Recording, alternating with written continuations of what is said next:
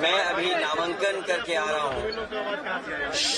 मैं अपने प्रेस के साथियों का और हमारे साथ पार्टी का कन्नौज के जिम्मेदार सभी नेता कार्यकर्ता और बड़ी संख्या में यहाँ के लोगों की भावना ये थी कि समाजवादी पार्टी की तरफ से मुझे चुनाव लड़ाया जाए। मैं जनता का आभार प्रकट करता हूं, यहाँ के अपने कार्यकर्ता साथी जिन्होंने मुझे इस बात के लिए कहा कि आपको कन्नौज में दोबारा एक बार फिर लड़ना चाहिए। मुझे उम्मीद है यहाँ की जनता का मुझे आशीर्वाद मिलेगा। जब मैं राजनीति की शुरुआत में यहाँ आया था उस समय जनेश्वर मिश्र जी, अमर सिंह अंकल, नेताजी आदरणीय आजम खान साहब और बड़ी संख्या में उस समय के नेतृत्व समय समय पर यहाँ आया था और मुझे नेताजी ने यहाँ पहली बार चुनाव लड़ने का फैसला लिया था। और वो दिन है आज फिर मैं जनता के बीच में जा रहा हूँ। कन्नौज की जनता ने उस समय भी आशीर्वाद दिया था। मुझे उम्मीद है कि इस बार भी कन्नौज की जनता उससे बड़ा आशीर्वाद देकर के लोकसभा में समाजवादी पार्टी का समर्थन सहयोग करेगी। ये चुनाव नकारात्मक राजनीति को खत्म करेगा। ये कन्नौज का चुनाव लगातार नकारात्मक राजनीति को खत्म करेगा और जो कन्नौज की पहचान रही है, खुशबू, सुगंध, खुशबू की, मोहब्बत की, प्यार का एक बार फिर दौर कन्नौज में आएगा। जो महक कन्नौज की है, जो खुशबू कन्नौज की है, उसको और आगे बढ़ाने का काम, फैलाने का काम हम लोग करेंगे। कन्नौज के विकास के लिए, कन्नौज के लोगों के सम्मान के लिए और कन्नौज की पहचान के लिए, क्योंकि कन्नौज का इतिहास बहुत शानदार रहा है। कन्नौज का कारोबार उसने अपना न केवल भारत में बल्कि दुनिया में स्थान बनाया। यहाँ के लोगों की मदद, यहाँ के कारोबार, यहाँ के लोगों की खुशहाली के लिए, और जो विकास रुक गया है, जो विकास थम गया है, जिस विकास को जानबूझ करके बीजेपी के लोगों ने इसलिए रोका क्योंकि समाजवादियों ने वो काम शुरू किए थे। बीजेपी के लोगों ने नकारात्मक राजनीति की। उनकी भाषा, उनका व्यवहार, उनका काम करने का तरीका, बीजेपी के लोगों ने न जाने कई बार, कितनी बार लोगों को अपमानित किया है। यहाँ की जनता एक बार फिर प्यार, मोहब्बत, मिलीजुली संस्कृति, आपस में भाईचारा, उसका दौर शुरू करेगा। कन्नौज की जनता के लिए क्या संदेश रहेगा? मैं कन्नौज की जनता के लिए पहले भी सेवा करने आया था और कन्नौज की जनता ने विकास होते हुए देखा है। जो पुरानी पीढ़ी के लोग होंगे जिन्होंने लोहिया जी को चुना था, वो जानते हैं कि समाजवादी सिद्धांतों को डॉक्टर राममनोहर लोहिया ने और समाजवादियों ने डॉक्टर बाबा साहब भीमराव अम्बेडकर जी के सिद्धांतों को आगे बढ़ाया और उसका परिणाम यह हुआ कि समाजवादी आंदोलन न केवल उत्तर प्रदेश में बल्कि देश में फैला। यार ये कौन है? यहाँ की जनता ने नेताजी को भी चुना। यहाँ की जनता ने छोटे सिंह यादव, प्रदीप यादव और बहुत सारे सांसदों को चुना जो कई ऐसे समाजवादी विचारधारा से। हम समाजवादियों का, खासकर मेरा, क्योंकि जहाँ से शुरुआत हुई हो वहाँ फिर एक बार आने का जो सौभाग्य मिला है, मैं इस कन्नौज के विकास के लिए काम करूंगा। इसकी पहचान और बड़ी बन जाए उसके लिए काम करूंगा। यहाँ जो तमाम काम हुए हैं, चाहे वो एक्सप्रेस वे से जुड़ना, यहाँ का व्यापारी जब चलता होगा सड़क पर, कारोबारी जब सड़क पर चलता होगा तो महसूस करता होगा कि दुनिया की बेहतरीन सड़क समाजवादियों ने दी। यहाँ पर जो बिजली का विकास है, चाहे सब स्टेशन बनने हो या तार या डिस्ट्रीब्यूशन में या जो जनरेशन में काम हुआ, वह समाजवादियों की देन है। काली नदी पर पुल, गंगा पर पुल या अन्य पांडु नदी पे पुल, साई नदी पर पुल या और नदियों पे जो पुल बने हैं, केवल कन्नौज जिले में नहीं, इटावा जिले में या औरैया जिले का हिस्सा हुआ और चाहे आपका कानपुर रसूलाबाद का हिस्सा, इसी कन्नौज में मुझे याद है हवाई पट्टी बनी थी रसूलाबाद क्षेत्र में। एक बार केवल हवाई जहाज उतरा।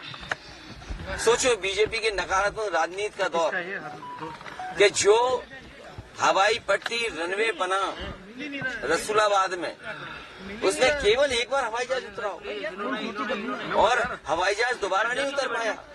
इसी कन्नौज के बगल में गंगा के उस पार जो रनवे बनाया गया था डिफेंस के लिए, वो इसलिए बनाया था कि इमरजेंसी में अगर कभी जरूरत पड़ेगी तो यहाँ पर फौज को, एयरफोर्स को मौका मिलेगा अपने फाइटर प्लेन उतारने के लिए।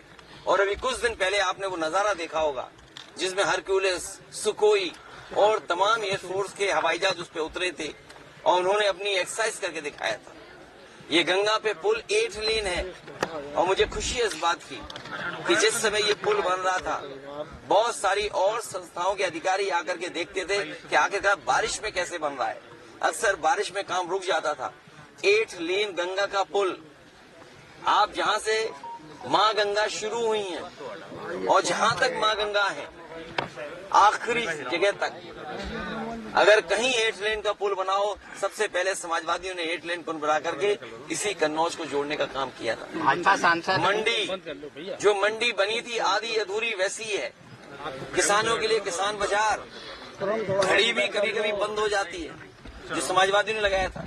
इंजीनियरिंग कॉलेज, परफ्यूमरी का पहली बार कोर्स होना, क्योंकि परफ्यूम और आज के जमाने के हिसाब से चीजें समझें, मार्केटिंग क्या है, दुनिया में जो परफ्यूम है उसका मार्केट कैसा है, उन मार्केट में सबसे बेहतरीन परफ्यूम कौन काम कर रहा है। तो अगर FFDC बनी तो हमने इंजीनियरिंग कॉलेज भी बनाया और परफ्यूम पार्क भी बनाया, उस काम को भी रोक लिया।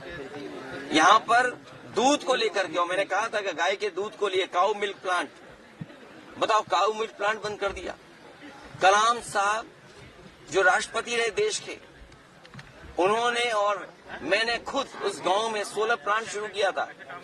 ये सूरज से रोशनी देने की बात कर रहे हैं, लेकिन कलाम साहब जो देश के राष्ट्रपति रहे वो बंद कर दिया। एक एक्सीलेंस सेंटर है एग्रीकल्चर का, उस सेंटर को कोई सपोर्ट नहीं दे रहे। स्टेडियम जो बना था आधा अधूरा पड़ा है। कन्नौज में स्टेडियम बनना था, आधा अधूरा पड़ा है। तो मैं कितनी बातें बताऊं, कितने विकास के काम जो कन्नौज को सीधे सीधे पहुंचे थे। मेडिकल कॉलेज, क्या गरीबों का इससे इलाज नहीं होता?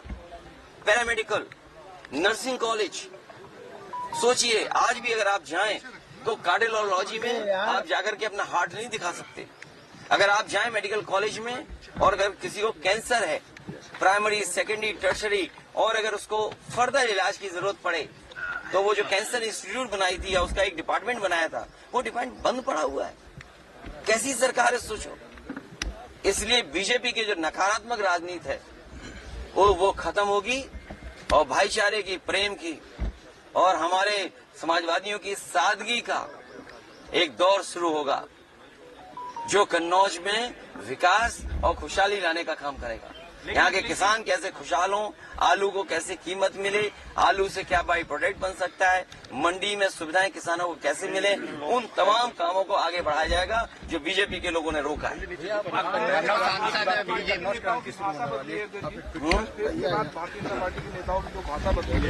ये रुझान आ रहे हैं, ये जो रुझान आए हैं, ये रुझान है, ये रुझान आ गए हैं। जो भाषा बदली है, जो भाषा बदली है, जो बीजेपी के नेताओं का देखा कैसी भाषा हो गई है।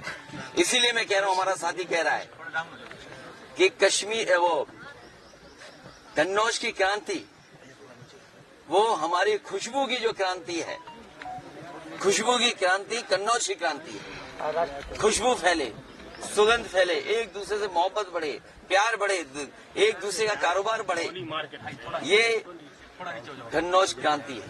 भाजपा सांसद सुब्रत पाठक का बयान आया है, भारत और पाकिस्तान का मैच होगा। आप चुनाव में आए तब देखो पत्रकार भाइयों, न वो बॉल फेंक पाएंगे न बैट घुमा पाएंगे।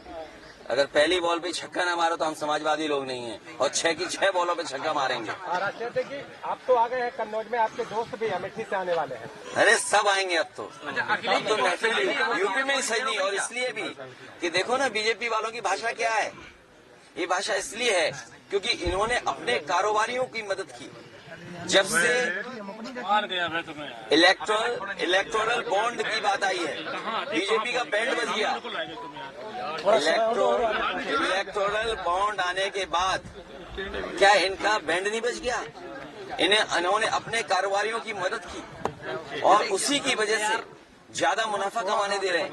जो लोग ज्यादा मुनाफा कमाएंगे, जो कारोबारियों से चंदा वसूलेंगे, वो चंदा नहीं है, वो वसूली है। क्या उससे महंगाई नहीं बढ़ेगी? जो लोगों से इन्होंने चंदा वसूला के नाम पर वसूली की है, क्या उससे महंगाई नहीं है? और बेरोजगारी का जवाब क्या है? ये जो हिंदुस्तान पाकिस्तान की बातें कर रहे हैं, बताओ बेरोजगारों को नौकरी क्यों नहीं दी? पेपर लीक हो रहा, ये पेपर लीक कर रहे हैं। और फिर मैं अपने पत्रकार साथियों से कहूंगा, सुनने में आया है हमारे सीमा का लेह लद्दाख के इलाके का एक सांसद भारतीय जनता पार्टी का, वो भारतीय जनता पार्टी छोड़ के जा रहा है। सोचिए आप, वहाँ आंदोलन कितने दिनों से चल रहा है। एक व्यक्ति और पूरे वहाँ के लोग 21 दिन वहाँ पर आंदोलन किए, भूखे प्यासे बैठे रहे, 21 दिन की भूख हड़ताल की। और रिजांगला जो हमारी पहचान थी हमारे फौजियों की, वो बताओ रिजांगला चीन ने छीन ली। क्या देश को कमजोर बना रहे हैं? इनके धोखे में ना आए। ये टैक्स के नाम पर लोगों से पैसा वसूल रहे हैं, और वही लोग जो जीएसटी देने वाले थे उनको जीएसटी चोरी करना सिखाया, और उन्हीं से बीजेपी के लोगों ने चंदा लिया और वसूला। भैया बहुत पहले अगर आ जाते तो हालात दूसरे होते। थोड़ा और पहले अगर आप यहाँ पे क्या चीज, अगर और पहले ये क्लियर हो जाता कि अखिलेश भैया कन्नौज के, तो हालात दूसरे होते। अरे तुमने अंग्रेजी में कहावत नहीं सुनी, strike the iron when it is hot. हथौड़ा तभी मारना चाहिए जब लोहा गर्म हो। ठीक टाइम में मारा कि नहीं मारा हथौड़ा, बताइए समाजवादियों ने? ठीक मारा, धन्यवाद। प्रेस लोग तुम भी मदद कर रहे हो, मैं जानता हूँ। भैया सवाल है, भैया आप अगर सांसद बनेंगे तो कन्नौज को प्रेस क्लब देंगे? प्रेस क्लब नहीं, जिस तरीके से सड़क दुनिया के बराबर दी है, आपके सड़क के किनारे आपने वे साइड एम्यूनिटी देखी होगी, पूरा देश घुमाओ, कहीं इससे अच्छा हो तो बता दो आप। नहीं भैया, कन्नौज के लिए इसलिए प्रेस के लोगों को भी प्रेस क्लब पूरे उत्तर प्रदेश और देश से बेहतर देंगे। सरकार बनाओ समाजवादियों की। कुछ और क्या काम होने वाले हैं जो कन्नौज की जनता के लिए? एक ही काम होना, पहले इन्हें क्लीन बोल्ड कर दें, और ऐसा क्लीन बोल्ड करें ने तो दोबारा स्टेडियम में घुसने की बात न करें। यहाँ जिन्होंने स्टेडियम न बनाए हों, क्या आपको पता था यहाँ पे एक हवाई पट्टी बनी है? सोचिए, आज से हवाई नहीं उतरा, यहाँ का विकास रोक दिया। समाजवादी पार्टी के सभी नेता यहाँ प्रचार करने आएंगे। पहले और इस चुनाव में कितना अंतर मानते हैं? हाँ? पहले आप पहला चुनाव लड़ने आए, इसके बाद अब आए चुनाव लड़ने। हाँ, ठीक बात। ये हमारा पत्रकार साथी सही सवाल पूछ रहा है कि पहले चुनाव में और इस चुनाव में क्या देख रहा हूँ। वो चुनाव नेताजी हम लोगों को लेकर के आए थे, और इस क्षेत्र के लिए मैं नया था। यहाँ की जनता ने अपने वोट के माध्यम से न जाने कितना प्यार और सम्मान बढ़ाया समाजवादियों का उस समय उन परिस्थितियों में, जिसकी वजह से आज भी लगाव कन्नौज की से है। हम लोग सत्ता में रहे हों न रहे हों, आपने देखा होगा कन्नौज से दूर हम लोग कभी नहीं गए। कन्नौज के लोगों से और कन्नौज क्षेत्र से हमेशा जुड़े रहे, और कन्नौज से अगर लगाव न होता तो क्या दुनिया की सबसे बेहतरीन सड़क यहीं बनाते हैं? कन्नौज में कई रूठे लोगों को मना लिया गया है आपके साथ। मैं आपके माध्यम से कह रहा हूँ, जितने रूठे हैं सब आ जाएं, सब बन जाएं। नहीं भैया, अभी एक आपसे अपील जो कह है रहा हूँ, हमारे नवाब सिंह यादव जी, तू उनकी वो गुलामी मत कर। लो भाई मैं तो ये कह रहा हूँ ना, मैंने क्या कहा भाई पत्रकार साथी, जो साथी नाराज हैं सब आ जाएं, हम सबका सहयोग मांग रहे हैं। बताइए अब क्या तुम्हें और कोई नई बात बताएं? नहीं सर, नहीं बिल्कुल। इसलिए नहीं करते कि उनकी हर बात झूठी है, वादे झूठे हैं, इसलिए वो प्रेस नहीं करते। अभी प्रेस नहीं की किसी ने की थी। लेकिन भैया पाकिस्तान का जिक्र हो गया चुनाव में, उसे चुनाव में भारत पाकिस्तान का कोई यार कैसी उलझी बातें कर रहे हो। चुनाव को लेकर पाकिस्तान आ गया बीच में। ये घबराए हुए लोग हैं, डरे लोग। कभी पहलवान को देखा आपने? जब वो पहलवान कुश्ती हारने लगता है तो हारता हुआ पहलवान क्या ना करे, कभी लंगोट खींचता है, कभी काटने लगता है। अरे जो पहलवानी करे उनसे पूछो, जो पहलवान हारने लगता है फिर वो छटपटाता है, वो भागता है, फिर इसी तरह के काम करता है जो तो आप बता रहे हो। अरे भाई कन्नौज से क्या लेना देना भारत पाकिस्तान का? क्या लेना देना बताओ कन्नौज से? योगी जी कह रहे हैं तो अगर इन्हें योगी जी कह रहे हैं इस्लामीकरण हो जाएगा, मतलब नहीं हिंदुस्तान वो पाकिस्तान देखिए आप, मुसलमान ये सब चीजें। इसीलिए मैंने अपने शुरू में कहा कि जब से ये हारे हैं और हारना शुरू हो गए तब से इनके भाषणों की भाषा बदल गई, और जो रुझान आने लगे हैं, जो रुझान आ रहे हैं वो बता रहे हैं, उनकी भाषा से रुझान पता लग रहा है कि पीछे चले गए ये लोग। आप सोचिए समाजवादियों ने लैपटॉप दिया था, आज भी चल रहा होगा। आज भी लैपटॉप किसी गांव में, किसी कस्बे में, शहर में जिस साथी के पास होगा वो चल रहा होगा। चल रहा है, मेरे पास है भैया। देख कई समझदार आदमी देख, अब इसने मन की बात कही। देखो बीजेपी के मन की बात वाली नहीं, अब संविधान की बात होगी। संविधान ही हमारा संजीवनी है, संविधान ही हमारा अधिकार और मान सम्मान दिलाता है। बाबा साहब का दिया हुआ संविधान, उसको ये खत्म करना चाहते हैं। ये इसीलिए जनता का ध्यान बांटना चाहते हैं। बताइए इनके मेरठ के सांसद के प्रत्याशी ने क्या कहा? क्या संविधान बदलेंगे? अयोध्या के सांसद ने क्या कहा कि हम संविधान बदलेंगे? राजस्थान से एक सांसद ने कहा, आपके कर्नाटक से एक ने कहा, और इनके मन में है ये जो मन की बात करते हैं, ये मनमर्जी करते हैं अपनी। ये मन की बात करने वाले, मनमर्जी वाले लोगों को इस बार जनता सबक सिखाने जा रही है। गाड़ियों पे क्या एक्शन लेंगे? जो गौशाला की गाड़ियों मर जाती है, खुलेआम डाल दिया था, कुत्ते खा रहे होंगे। उस पर आप जो सुझाव दोगे मानूंगा। असल मुद्दों पे ध्यान भटकाने के लिए ऐसा कह रहे हैं हिंदुस्तान ये हारे नहीं है, ये हार चुके हैं, इसलिए इस तरह का ध्यान हटा रहे हैं। भैया एक सवाल, अगर आप चुनाव जीत जाते हैं उसके बाद सबसे पहला बड़ा काम क्या रहने वाला है? सबसे बड़ा काम ये होगा कि यहाँ के विकास को, रुके हुए विकास को शुरू करें और जनता के सुख दुख में शामिल रहें। मेडिकल कॉलेज में भैया काफी समस्याएं हैं। अब मत बोलो, सरकार हटाओ तुम भी।